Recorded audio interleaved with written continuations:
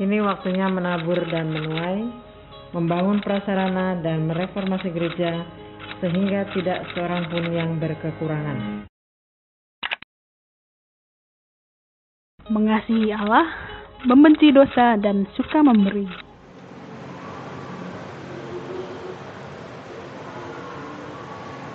Salam.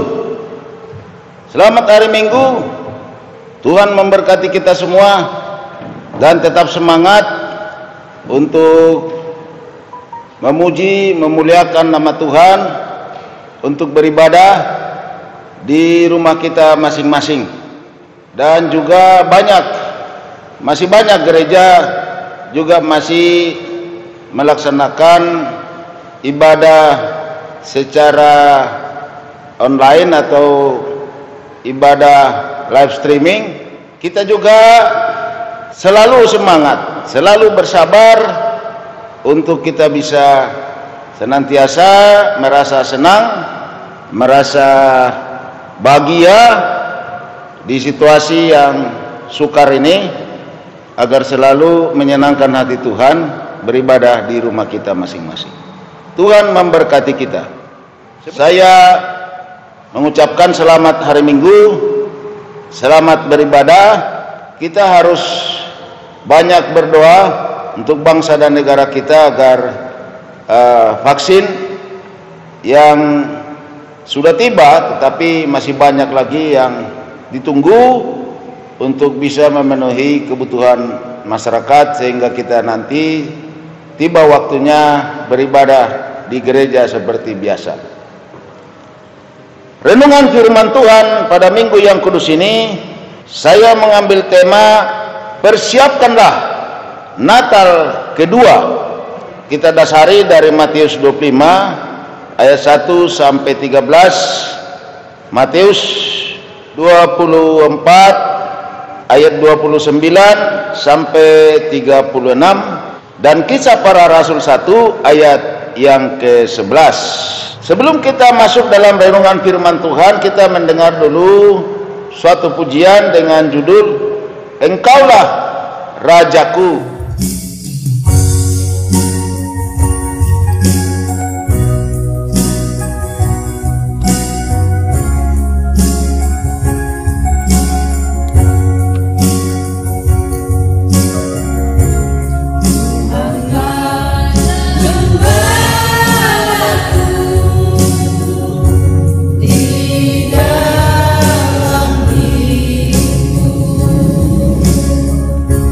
Tuhan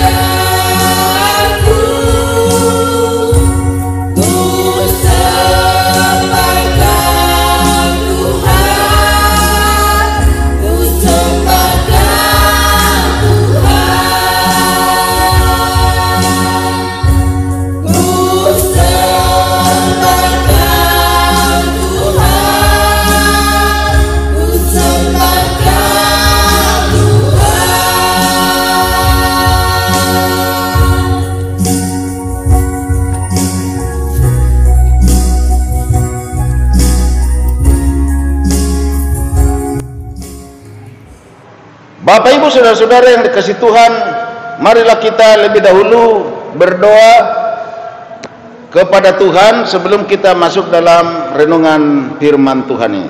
Mari kita berdoa. Bapa di dalam surga, saat ini kami datang kepadamu.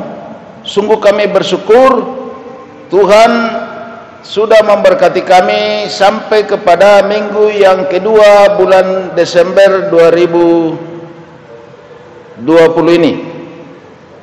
Dan kami sungguh bersyukur karena Tuhan memberkati kami dengan kekuatan, kesehatan, dan memberkati anak-anak kami yang sebagian besarnya sudah menyelesaikan ujian mereka di semester ini. Kami syukuri anugerah kasih-Mu, berkat-berkat, rezeki, dan segala kekuatan, kesehatan, bahkan kehidupan yang Tuhan berikan kepada kami sampai hari ini. Kembali kami menyerahkan hidup kami kepadamu. Kami hanya mengandalkan Tuhan, hanya bergantung kepada kasih dan anugerah-Mu semata untuk kami bisa menjalani kehidupan ini. Oleh karena itu Tuhan, berkatilah kami semua, khususnya kami yang masih tetap beribadah di rumah masing-masing. Berikanlah kepada kami semua semangat untuk tetap beribadah di rumah kami masing-masing, menunggu segala yang terjadi sekarang ini. Masih banyak yang terjangkit COVID-19 ini. Oleh karena itu Tuhan, berkati kami semua supaya kami ya Tuhan bisa sabar, dan kami juga ikut berdoa agar tiba saatnya nanti kami beribadah di rumah Tuhan, di gereja seperti sedia kala. Kami serahkan ke dalam tangan-Mu pemberitaan firman Tuhan. Berkati kami semua, berkati dan urapi hamba-Mu, dan biarlah firman-Mu menguatkan kami, meluruskan jalan hidup kami untuk menyenangkan hati Tuhan dan memuliakan nama-Mu. Dalam nama Tuhan Yesus Kristus kami berdoa dan bersyukur kepada Tuhan. Amin. Bapak Ibu saudara-saudari kasih Tuhan, sebagai tema kita saat ini adalah persiapkanlah Natal kedua. Sebelum kita lebih jauh lagi untuk merenungkan firman Tuhan ini, saya sedikit dulu memberikan penjelasan mengapa saya mengambil istilah Natal kedua. Natal kedua yang saya maksud di sini sebenarnya adalah karangan saya sendiri, karena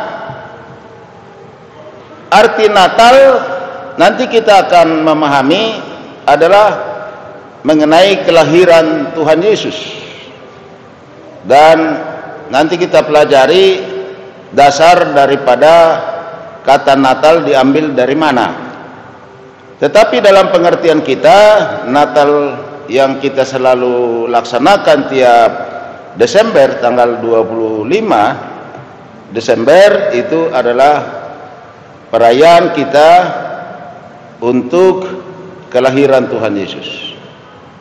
Tetapi dalam pengertian tema saya yang saya buat saat ini, persiapkanlah Natal kedua, saya hanya meminjam kata Natal yang sebenarnya tujuan saya adalah persiapkanlah kedatangan Tuhan Yesus yang kedua kali.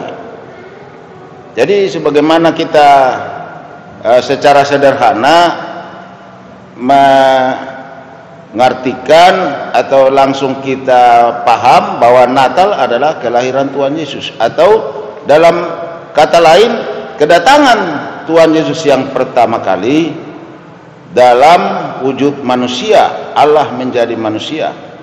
Tetapi Natal kedua, kita tidak lagi mengambil definisi bahwa itu pengertian kelahiran, tetapi kedatangan Tuhan Yesus yang kedua kali nantinya. Jadi saya hanya meminjam secara tanda kutip arti Natal yang saya masukkan dalam tema firman Tuhan pada kali ini supaya kita cepat paham gitu, cepat mengerti bahwa tujuannya adalah mempersiapkan kedatangan Tuhan Yesus yang kedua kali. Jadi kalau kita nanti selanjutnya di dalam uraian saya tentang Natal kedua, artinya adalah tentang kedatangan Yesus Kristus Tuhan kita yang kedua kali menjemput orang-orang yang percaya kepadanya. Jadi itu saja sebagai catatan awal sebelum kita melanjutkan renungan firman Tuhan ini. Bapak Ibu Saudara-saudara yang kasih Tuhan, goal atau sasaran utama saya dengan firman Tuhan ini adalah pertama, agar umat Tuhan dalam mempersiapkan ibadah dan perayaan kelahiran Tuhan Yesus,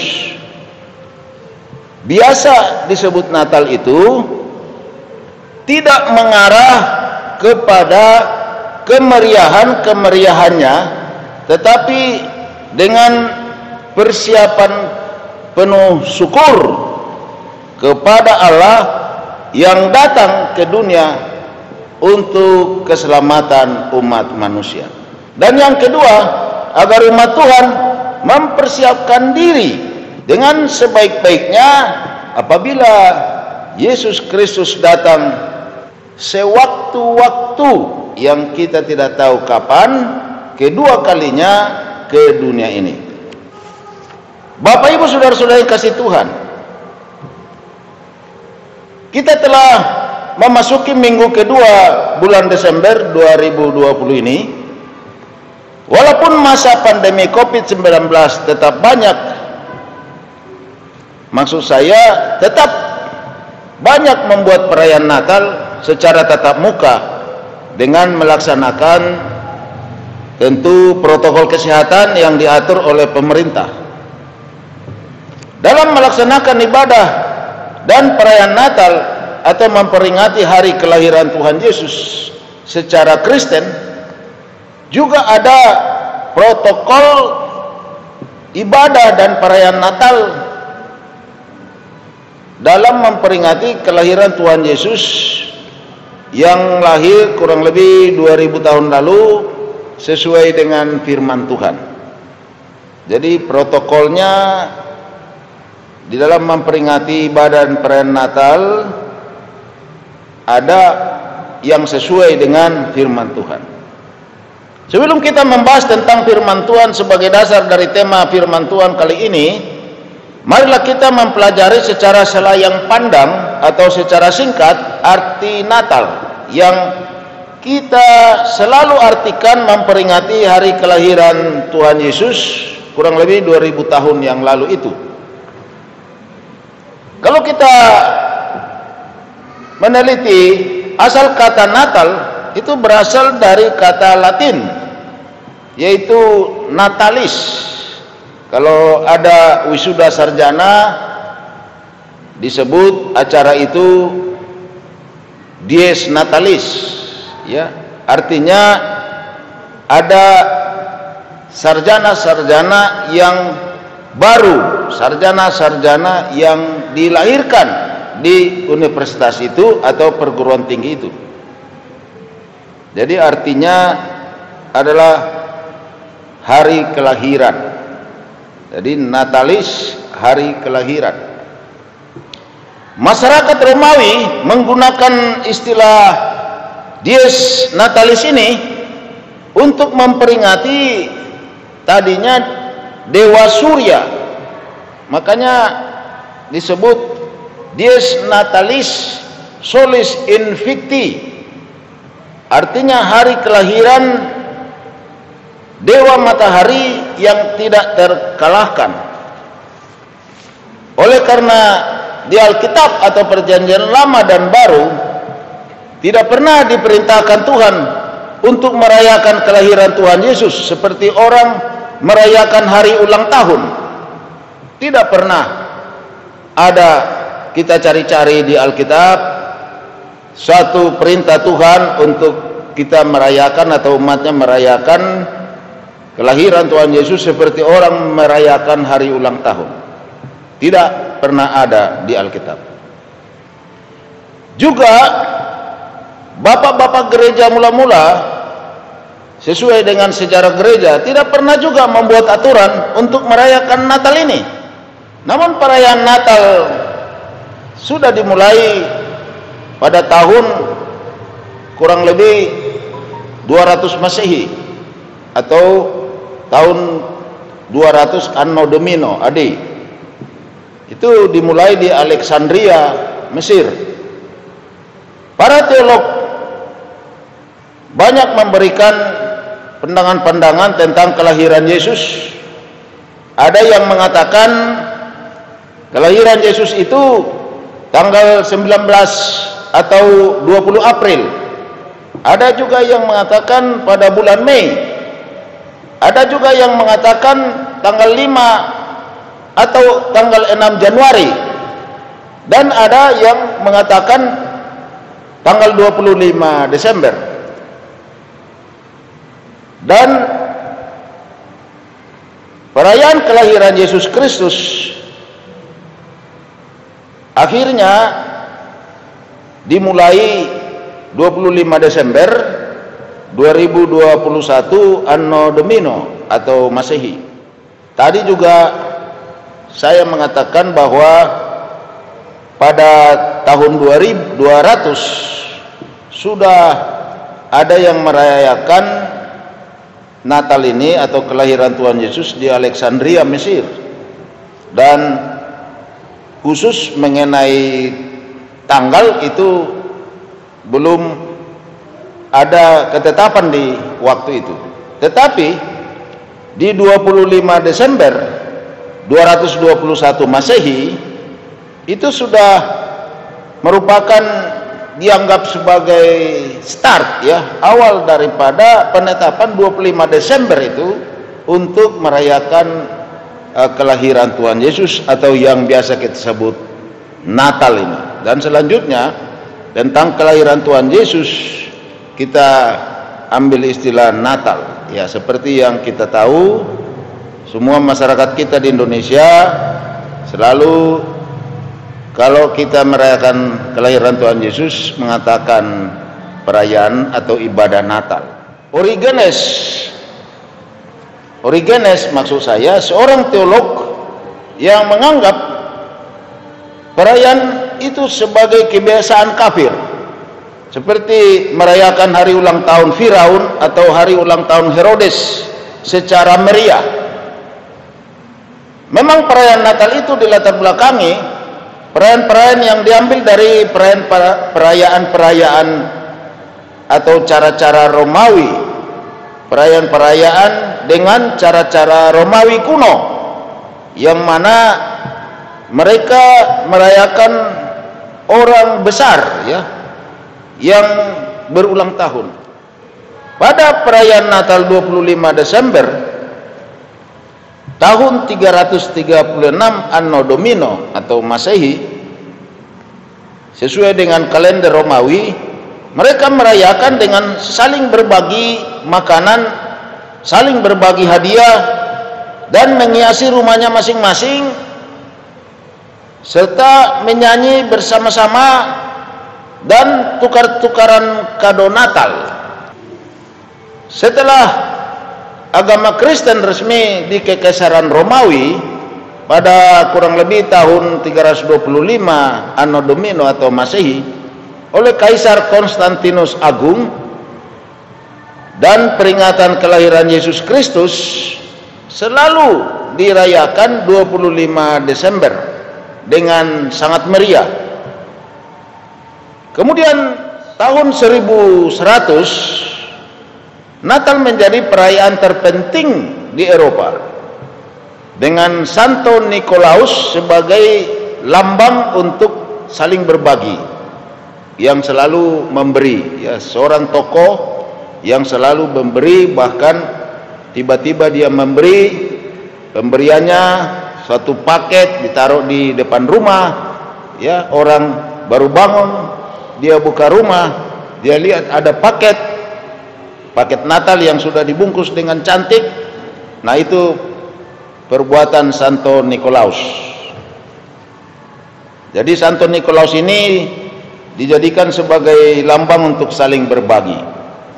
Pada masa reformasi abad pertengahan, kurang lebih tahun 1500 Masehi, perayaan Natal mulai diejek oleh kaum Protestan bahwa perayaan Natal itu adalah kebiasaan kafir.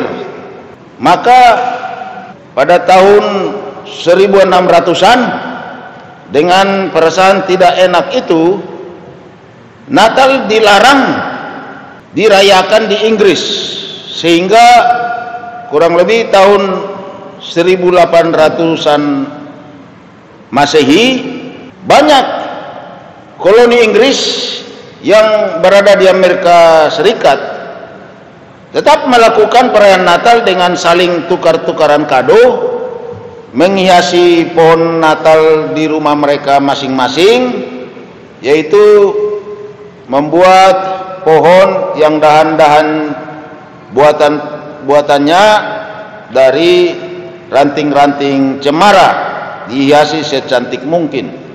Kemudian mereka saling mengirim ucapan Natal kepada famili atau sanak saudara dan sahabat, dan juga akhirnya Santo Nikolaus sebagai pemberi kasih mereka ganti dengan Sinterklas.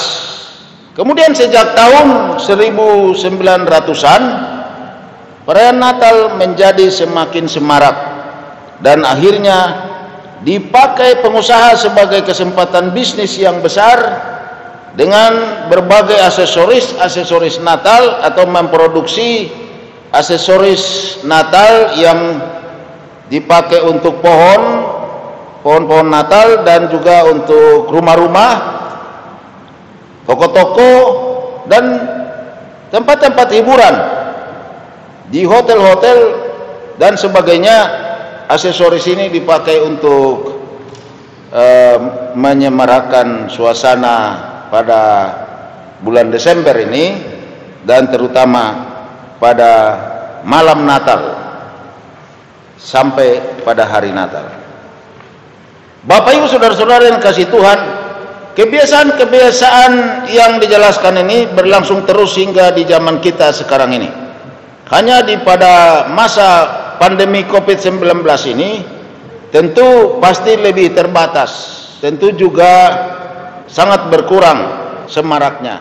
Kalaupun orang melakukan ibadah dan perayaan Natal, harus melaksanakan protokol kesehatan seperti yang sudah diatur oleh pemerintah. Jadi perayaan dan ibadah Natal di tahun ini tentu kurang semaraknya. Marilah kita masuk di dalam firman Tuhan sebagai acuan kita, bagaimana kita sebenarnya mensikapi kalau kita melaksanakan ibadah dan perayaan Natal yang sungguh-sungguh berkenan di hadapan Tuhan. Oleh karena itu mari kita membaca bagian-bagian firman Tuhan yang saya tadi sudah sebutkan sebelumnya, dan kita membaca dulu bagian dari Matius 25 ayat 1 sampai dengan 13. Gadis-gadis yang bijaksana dan gadis-gadis yang bodoh. Pada waktu itu al kerajaan sorga seumpama 10 gadis yang mengambil pelitanya dan pergi menyongsong mempelai laki-laki. 5 diantaranya bodoh dan 5 bijaksana. Gadis-gadis yang bodoh itu membawa pelitanya tetapi tidak membawa minyak, sedangkan gadis-gadis yang bijaksana itu membawa pelitanya dan juga minyak dalam buli-buli mereka. Tetapi karena mempelai itu lama tidak datang-datang juga, mengantuklah mereka semua lalu tertidur. Waktu tengah malam terdengarlah suara orang berseru, "Mempelai datang, songsonglah dia." Gadis-gadis itu pun bangun semuanya lalu membereskan pelita mereka. Gadis-gadis yang bodoh berkata kepada gadis-gadis yang bijaksana, "Berikanlah kami sedikit dari minyak itu, sebab pelita kami hampir padam." Tetapi jawab gadis-gadis yang bijaksana itu, "Tidak, nanti tidak cukup untuk kami dan untuk kamu. Lebih baik kamu pergi kepada penjual minyak dan beli di situ." Akan tetapi waktu mereka sedang pergi untuk membelinya, datanglah mempelai itu, dan mereka yang telah siap sedia masuk bersama-sama dengan dia ke ruang perjamuan kawin, lalu pintu ditutup. Kemudian datang juga gadis-gadis yang lain itu dan berkata, "Tuan, Tuan, bukakanlah kami pintu." Tapi ia menjawab, "Aku berkata kepadamu, sesungguhnya aku tidak mengenal kamu. Karena itu berjaga-jagalah, sebab kamu tidak tahu akan hari maupun akan saatnya." Kita membaca lagi Matius 24 ayat 29 sampai ayat yang ke-36. Demikian firman Tuhan. "Kedatangan Anak Manusia, perumpamaan tentang pohon ara. Segera sesudah siksaan pada masa itu, matahari akan menjadi gelap dan bulan tidak bercahaya, dan bintang-bintang akan berjatuhan dari langit, dan kuasa-kuasa langit akan goncang. Pada waktu itu akan tampak tanda Anak Manusia di langit, dan semua bangsa di bumi akan meratap, dan mereka akan melihat Anak Manusia itu datang di atas awan-awan di langit dengan segala kekuasaan dan kemuliaannya. Dan ia akan menyuruh keluar malaikat-malaikatnya dengan meniup sangkakala yang dahsyat bunyinya, dan mereka akan mengumpulkan orang-orang pilihannya dari keempat penjuru bumi, dari ujung langit yang satu ke ujung langit yang lain. Tariklah pelajaran dari perumpamaan tentang pohon ara. Apabila ranting-rantingnya melembut dan mulai bertunas, kamu tahu bahwa musim panas sudah dekat. Demikian juga jika kamu melihat semuanya ini, ketahuilah bahwa waktunya sudah dekat, sudah di ambang pintu. Aku berkata kepadamu, sesungguhnya angkatan ini tidak akan berlalu sebelum semuanya ini terjadi. Langit dan bumi akan berlalu, tetapi perkataanku tidak akan berlalu. Tetapi tentang hari dan saat itu, tidak seorang pun yang tahu, malaikat-malaikat di surga tidak, dan anak pun tidak, hanya Bapa sendiri. Dan kita membaca lagi satu bagian lagi, yaitu dari Kisah Rasul 1 ayat 11. Di sini dikatakan, "Dan berkata kepada mereka, hai orang-orang Galilea, mengapakah kamu berdiri melihat ke langit? Yesus ini yang terangkat ke surga meninggalkan kamu, akan datang kembali dengan cara yang sama seperti kamu melihat dia naik ke surga." Bapak Ibu saudara-saudara yang dikasihi Tuhan, kita sudah membaca tadi dasar dari firman Tuhan. Tuhan Yesus mengajarkan di dalam Matius 25 ayat 1 sampai 13 itu, agar umat Tuhan selalu mempersiapkan diri dengan sebaik-baiknya, dengan berkata, berjaga-jagalah apabila Tuhan Yesus datang kembali ke dunia ini, menghakimi manusia dan menjemput umat yang percaya kepadanya. Tentu semualah ini dijelaskan Tuhan Yesus dengan membuat perumpamaan 5 gadis yang bijaksana dan 5 gadis yang bodoh. 5 gadis yang bijaksana itu dijelaskan telah mempersiapkan diri jauh-jauh hari apabila mempelai laki-laki yang ditunggu tiba atau datang, dan mereka bisa ikut rombongannya. Tetapi 5 gadis bodoh yang lain tidak mempersiapkan dirinya dengan sebaik-baiknya jika pengantin laki-laki itu datang, sehingga dengan tidak disiapkan perlengkapannya, mereka tidak bisa mengikuti rombongan pengantin laki-laki itu. Pengertian pengantin laki-laki ini ditujukan sebagai rombongan Tuhan Yesus waktu Tuhan Yesus datang yang kedua kalinya nanti pada saatnya, dan tidak ada seorang pun yang tahu. Bapak Ibu saudara-saudara yang kasih Tuhan, jadi apabila kita memperingati kelahiran Tuhan Yesus atau Natal pertama, di mana Allah menjadi manusia Yesus lahir di Bethlehem, jangan terpaku di sana, sebab hal itu sudah lewat. Kita hanya bersyukur dengan hal itu, sebab Allah datang ke dunia ini dengan proses sebagai manusia 100%, sebagai manusia itu melalui kelahiran Yesus Kristus yang kita baca di dalam Lukas 1 ayat yang ke-31 ya. Lukas pasal 1 ayat 31,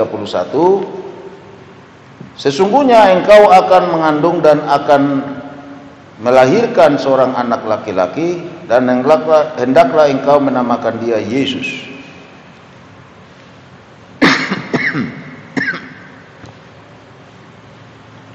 Matius 1 ayat 21, di sini juga dikatakan tentang hal yang sama. Ia akan melahirkan anak laki-laki dan engkau akan menamakan dia Yesus, karena dialah yang akan menyelamatkan umatnya dari dosa mereka. Juga di dalam Lukas 2 ayat yang ke-10 sampai dengan 11. Lalu kata malaikat itu kepada mereka, jangan takut, sebab sesungguhnya aku memberitakan kepadamu kesukaan besar untuk seluruh bangsa. Hari ini telah lahir bagimu juru selamat, yaitu Kristus Tuhan di kota Daud.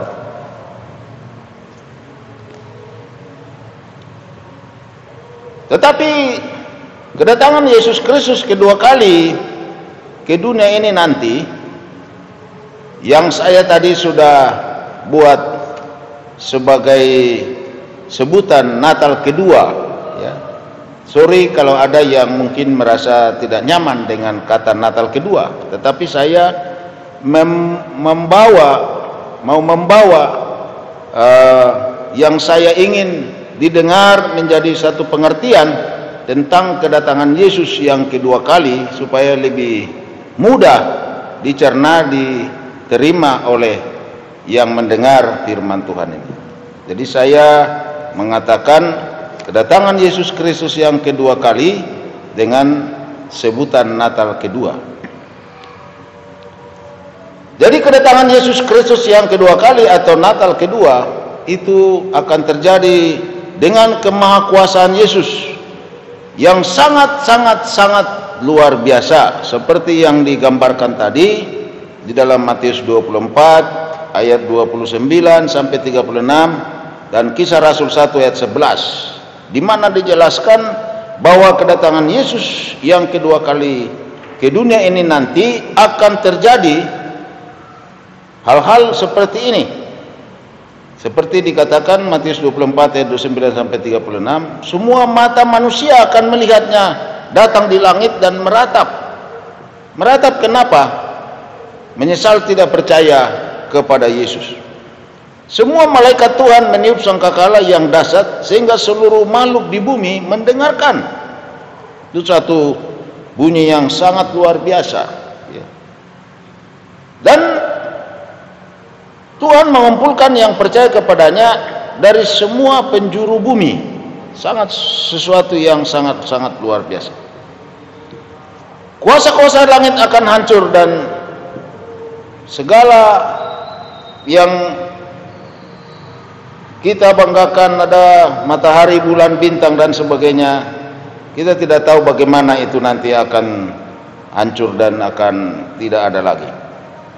Dan di dalam Kisah Rasul 1 ayat 11, Yesus datang seperti dia naik ke sorga dengan tidak ada lagi gravitasi bumi. Dia bisa terbang, Yesus bisa terbang. Pada waktu dia naik ke sorga, melebihi segala pesawat luar angkasa yang sungguh-sungguh yang sangat cepat.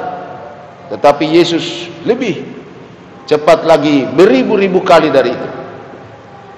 Juga dalam 1 Tesalonika 4 ayat 13 sampai 18 digambarkan bahwa dengan datangnya Yesus Kristus yang mati akan dibangkitkan. Pertama, orang percaya.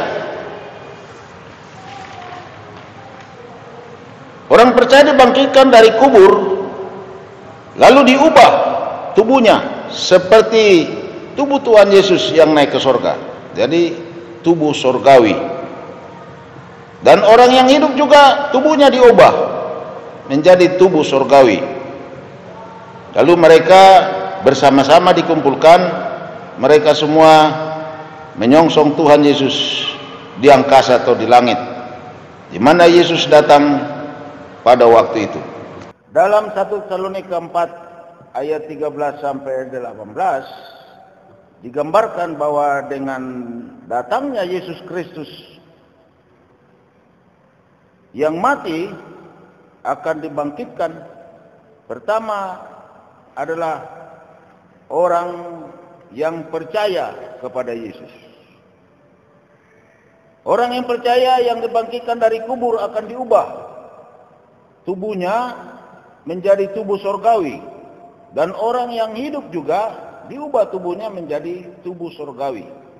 Maka orang yang mati yang bangkit dengan orang yang masih hidup yang sudah diubah tubuh menjadi tubuh sorgawi itu, mereka akan dibawa menyongsong Tuhan di angkasa atau di langit di mana Yesus datang tersebut. Itulah peristiwa Natal kedua yang sangat luar biasa, sehingga yang percaya kepadanya dan yang mempersiapkan diri jauh-jauh hari akan kedatangan Yesus kedua kali ke dunia ini atau Natal kedua akan selamat. Kita membaca dulu 1 Tesalonika 4 ayat 13 sampai 19 itu supaya kita lebih terang tentang apa yang akan terjadi pada waktu kedatangan Yesus yang kedua kali.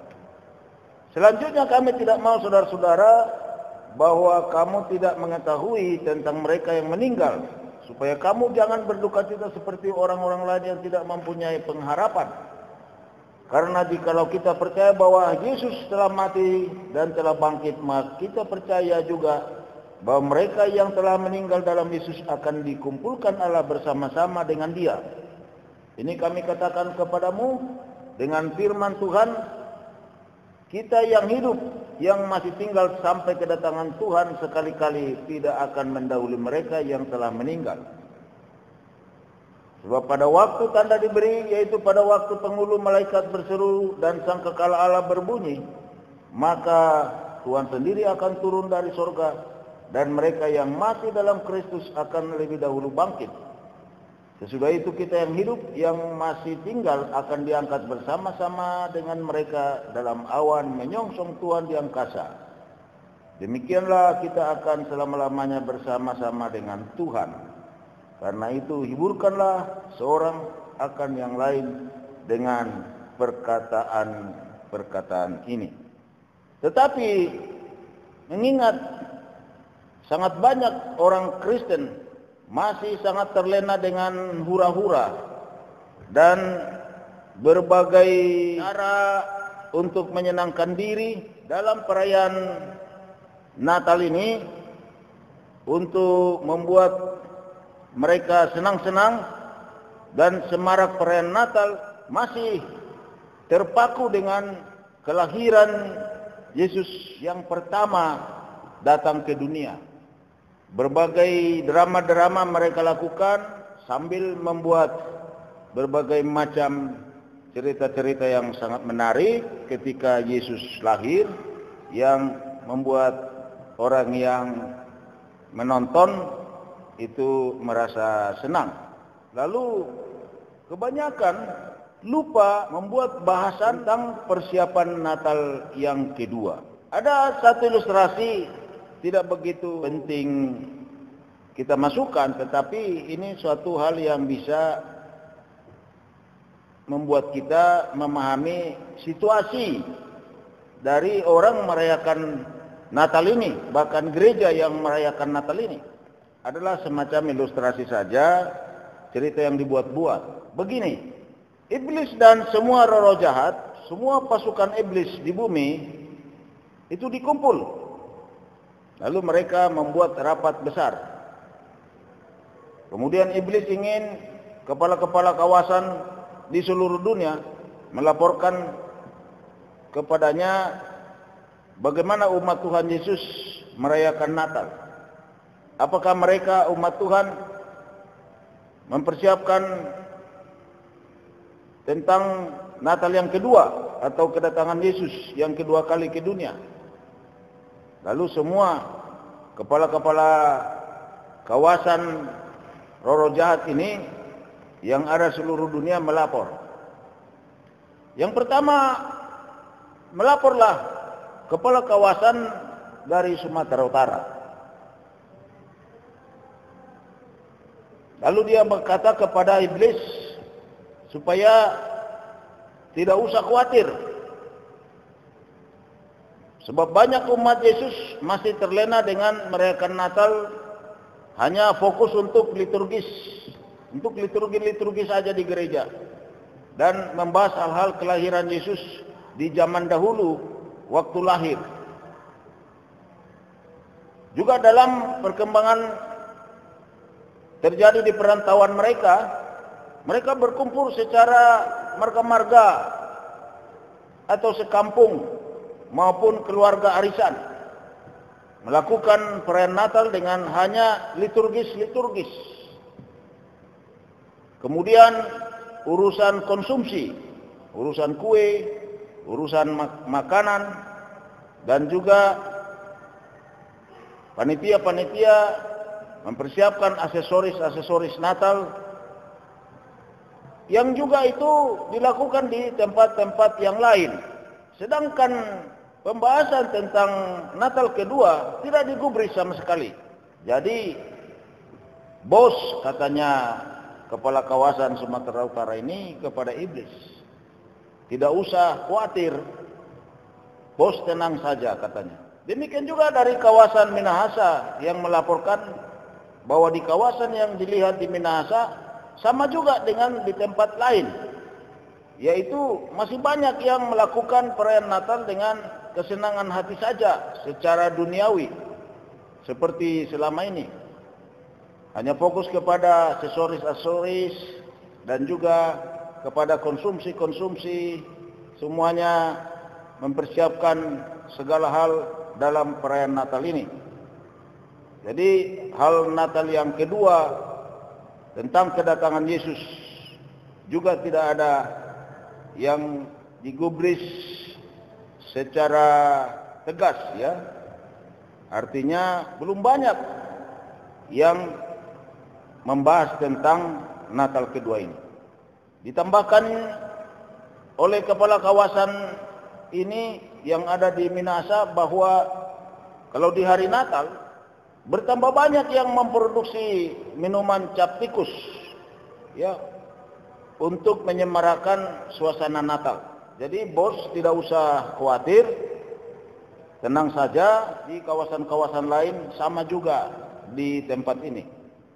Lalu kemudian kepala-kepala kawasan di seluruh dunia melaporkan dan mereka mengatakan hal yang sama, bahwa perayaan Natal masih terpaku kepada perayaan Natal yang pertama, kelahiran Yesus, dengan melakukan berbagai sukacita, dengan tari-tarian, dengan segala hiburan, dengan segala suguhan-suguhan, kue ataupun konsumsi yang enak, dan tidak ada yang begitu memperhatikan untuk membahas terhadap Natal yang kedua.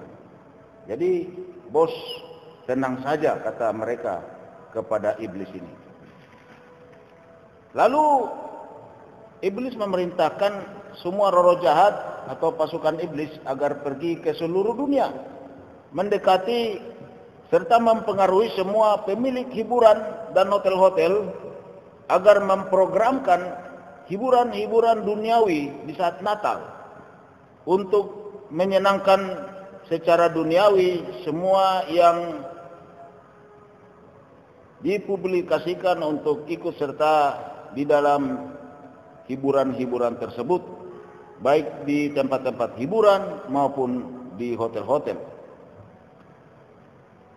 Dan semua kepala kawasan dari roh jahat itu yang ada seluruh dunia berkata kepada iblis bahwa hal itu tidak perlu lagi dilakukan atau dicek ulang, sebab sudah menjadi kebiasaan di saat Natal, semua sudah serba gemerlapan.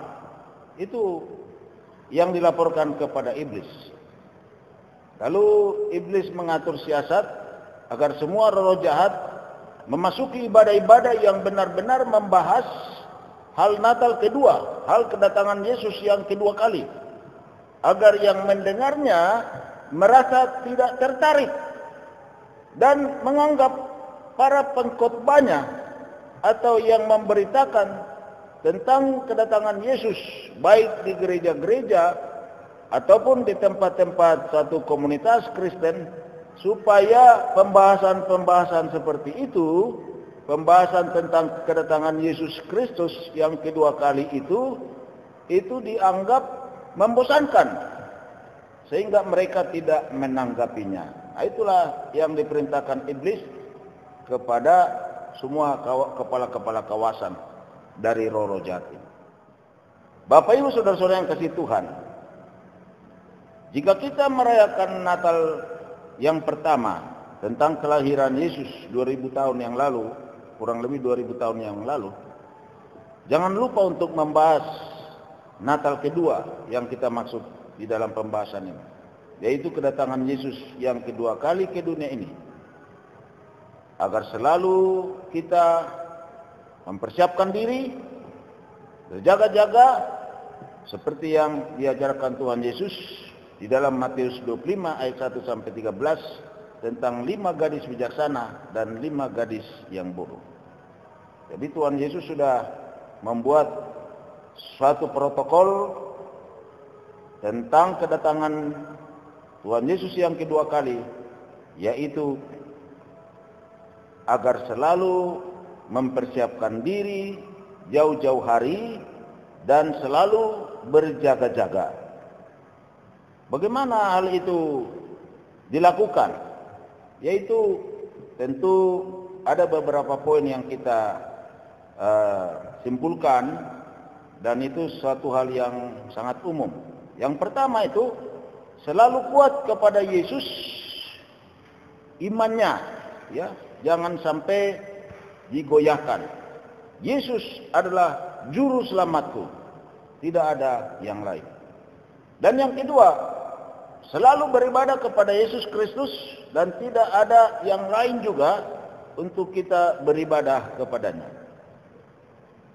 Dan yang ketiga, selalu menjaga kekudusan hidup dalam Yesus, menjauhkan diri dari dosa, hidup kudus di dalam Tuhan. Dan yang keempat, selalu mendorong sesama umat Yesus agar jangan tertidur rohaninya, tetapi tetap semangat mengikut Yesus. Dan yang kelima, selalu hidup dalam doa kepada Tuhan. Kemudian yang keenam, selalu menghindari ibadah dan perayaan Natal dengan hura-hura, dengan euforia.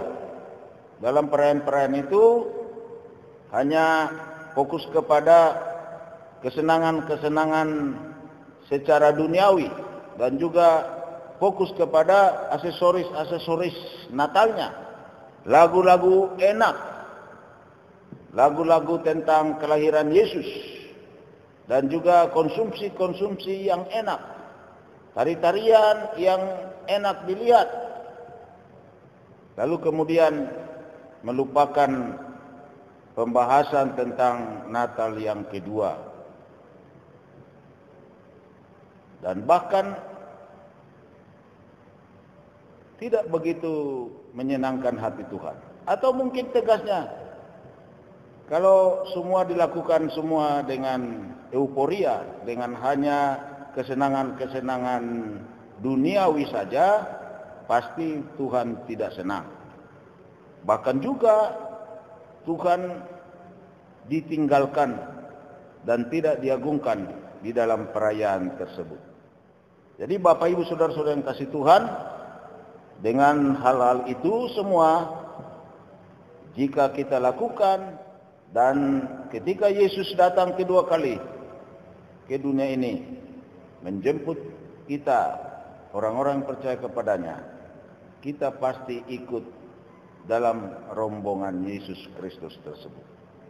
Oleh karena itu Bapak Ibu Saudara yang kasih Tuhan, kita harus bersyukur bahwa Natal yang pertama, kelahiran Yesus Kristus, Allah menjadi manusia yang lahir di Bethlehem. Kita harus syukuri betapa besar kasih Tuhan kepada kita, sampai-sampai Allah menjadi manusia untuk menjadi jalan keselamatan kita, jalan kita menuju Bapa, jalan kita menuju surga.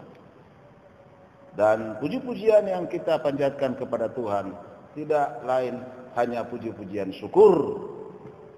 Itulah yang kita harus lakukan di dalam perayaan atau ibadah untuk memperingati kelahiran Tuhan Yesus. Jadi jangan sampai terlena, terlalu dominan terhadap euforia Natal, sukacita duniawi dalam memperingati kelahiran Tuhan Yesus. Kita harus rem sedikit dan kita masukkan kepada umat agar kita berjaga-jaga, mempersiapkan diri lagi untuk kedatangan Yesus Kristus, Tuhan kita yang kedua kali menjemput orang yang percaya kepadanya dan memberi tempat yang sangat-sangat luar biasa di surga yang kekal. Tuhan memberkati kita semua. Mari kita merayakan Natal dengan protokol yang sudah dibuat Tuhan Yesus sebagai aturan. Berjaga-jagalah dan selalu mempersiapkan diri. Tuhan memberkati kita semuanya. Amin. Mari kita berdoa. Bapa di surga, kami sudah merenungkan firman-Mu, dan firman Tuhan ini mengingatkan kami semua di dalam kami merayakan Natal, baik di rumah yang kami lakukan di suatu komunitas Kristen, baik komunitas satu kampung, komunitas satu keluarga, komunitas satu marga, bahkan di gereja Tuhan. Supaya kami tidak mengarah hanya kepada kesenangan-kesenangan riang gembira bahwa telah lahir juru selamat di kota Daud, di Bethlehem, di kandang domba. Dan kami tidak memberikan suatu atau tidak mendapat satu pemahaman, pengertian bahwa kejadian itu adalah kejadian kasih Allah yang sangat-sangat luar biasa untuk semua umat manusia yang berdosa.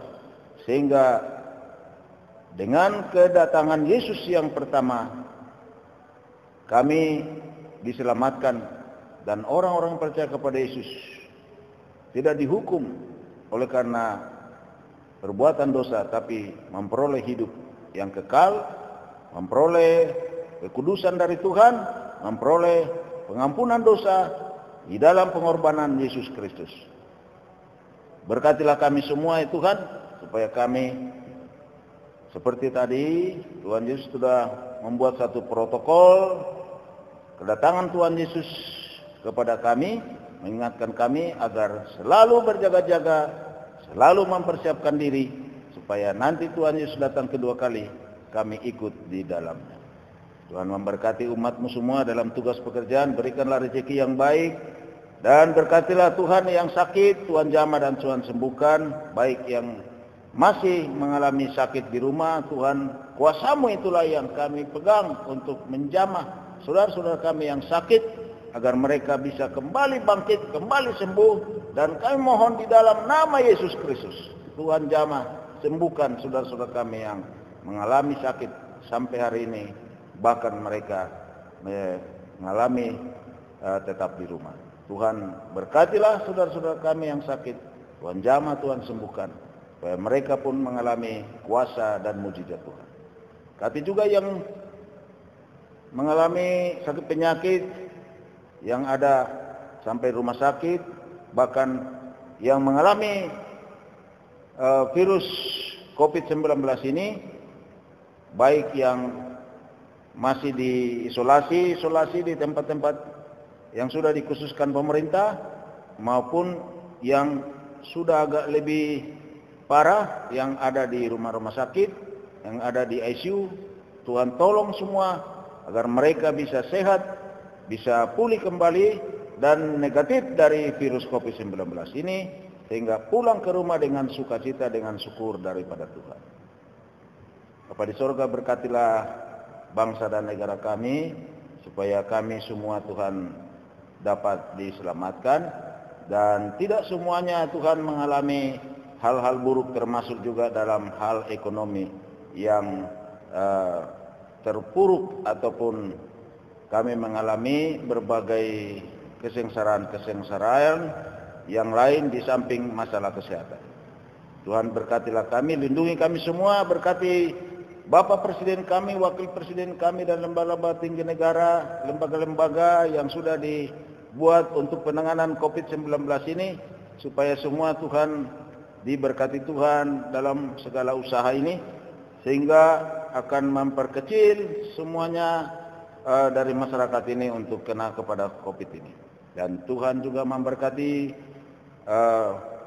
semuanya dengan Bapak Presiden kami, Wakil Presiden, dan lembaga-lembaga tinggi negara untuk bisa membuat perekonomian bangsa kami ini lebih baik lagi ke depan. Tuhan ikut campur di dalam penanganan hal apapun untuk memulihkan ekonomi kami di negara ini. Bapa di surga, kami juga berdoa, berkatilah keluarga-keluarga, anak-anak yang sudah selesai ujian, anak-anak yang masih belum selesai ujian semester ini, berkatilah mereka semua, tanamkan di hati mereka takut akan Tuhan, mengasihi Tuhan, berikan kepada mereka hikmat kepintaran, sehingga mereka semua bersama kami memuliakan nama-Mu, menjadi generasi yang bisa ya Tuhan melanjutkan kembali pelayanan pekerjaan Tuhan. Berkatilah Tuhan seluruh pelayanan-pelayanan kami di seluruh gereja-gereja yang ada di bumi ini, yang khususnya di Indonesia. Tuhan memberkati supaya khususnya kami dalam merayakan Natal ini, kami sungguh-sungguh senantiasa dapat mengantisipasi segala hal yang tidak berkenan di hadapan Tuhan. Dan biarlah kami merayakan dan melakukan ibadah Natal untuk selalu menyenangkan hati-Mu, sehingga pelayanan kami, hidup kami, keluarga, anak-anak semua diberkati oleh Tuhan. Terima kasih Bapa di surga, kami menyerahkan seluruhnya doa kami ini kepada-Mu. Di dalam nama Tuhan kami Yesus Kristus, kami sudah berdoa dan mengucap syukur kepada Tuhan. Amin. Kita akan mendengar satu pujian terakhir, yaitu Tuhan tak pernah kecewakan.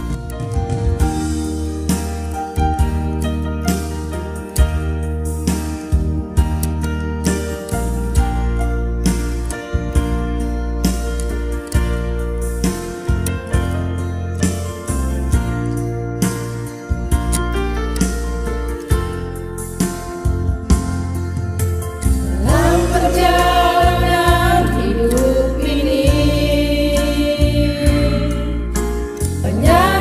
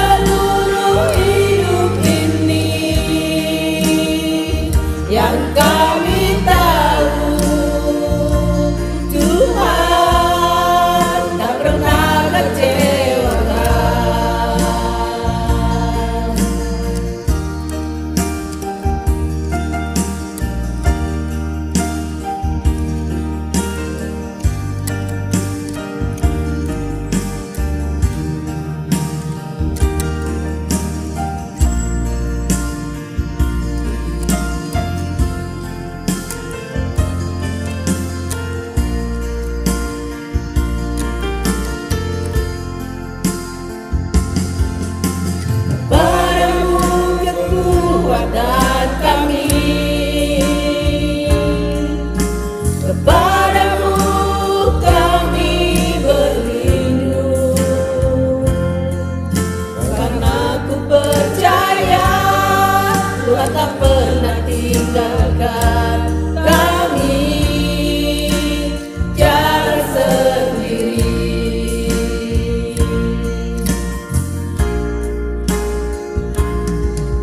Hanya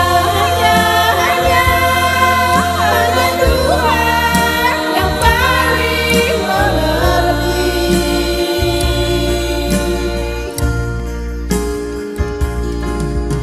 Jalan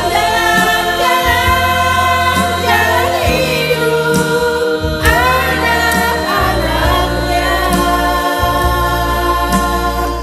karena itu kami serahkan seluruh hidup ini. Yang kami tahu Tuhan tak pernah kecewakan. Karena itu kami serahkan seluruh hidup ini. Yang kami tahu Tuhan tak pernah kecewakan.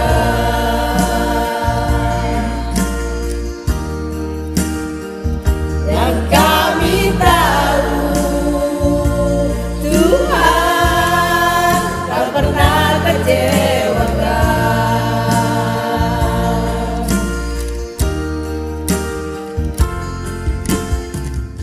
Amin.